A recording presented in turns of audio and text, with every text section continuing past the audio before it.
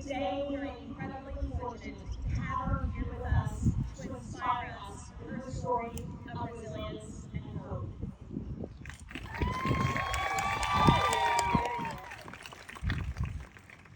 Hello, Brookwood community, and thank you to everyone for coming out this morning to support the AFSC mission of saving lives and bringing hope to all affected by suicide.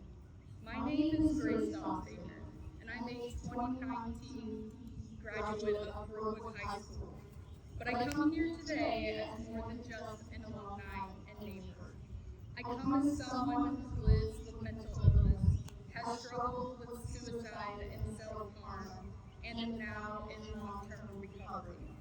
I now share my story of both struggles and progress with the goals of educating, reducing stigma, and showing people that recovery is real and attainable. Much of my adolescence and young adult years were spent trying to wrangle my mental illnesses and crises. I was in and out of various therapies, hospitals, treatment centers, and trying so many medications. I had lost hope and could no longer see a future for myself. I sat in these same classrooms, apathetic and detached. How could I possibly care about what's going on in room A202 when I didn't even believe I would make it to graduation? I did make it to graduation with the help of so many of our incredible staff members. But I still struggled with suicidal thoughts and actions. In 2022, following an attempt, hospitalization, and finally a decision that I required a longer, higher level of care, I was admitted for the third time to a residential facility, this time in Atlanta. It was there that I slowly began to realize that recovery might actually be achievable, and my journey to long-term recovery began. The term recovery sounds really neat and tidy and simple.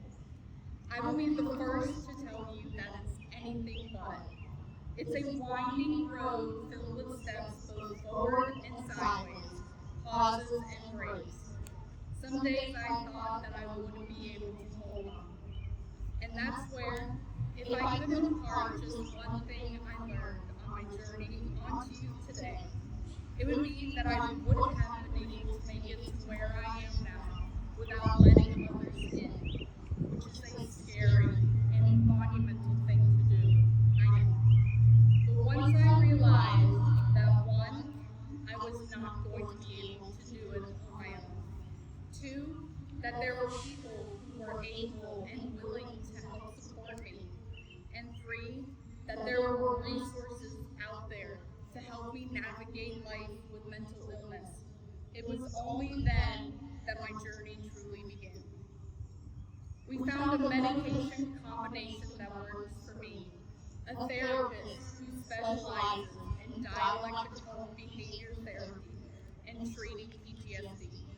And with that therapy, I learned skills to help me navigate the highs and lows of mental illness and chronic suicidality. I grew more confident in my ability to handle distress, and that it is okay to reach out when I need help doing so. I am now doing things that 12, 16, 19-year-old Grace would never have thought possible. I attend Georgia Gwinnett College, pursuing a degree in English, because I can now see myself as a job-holding adult. I go around and share my story to hundreds of people, both online and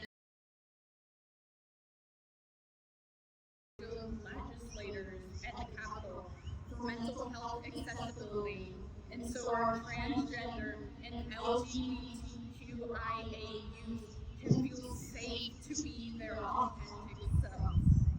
I find joy in hobbies and life again, and have a support system I can lean on when I inevitably have more difficult days.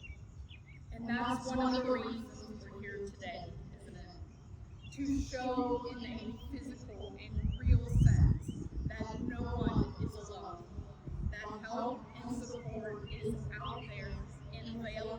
to those struggling. And to those out there who maybe see a bit of themselves in my story, then I hope I can be proof that recovery can be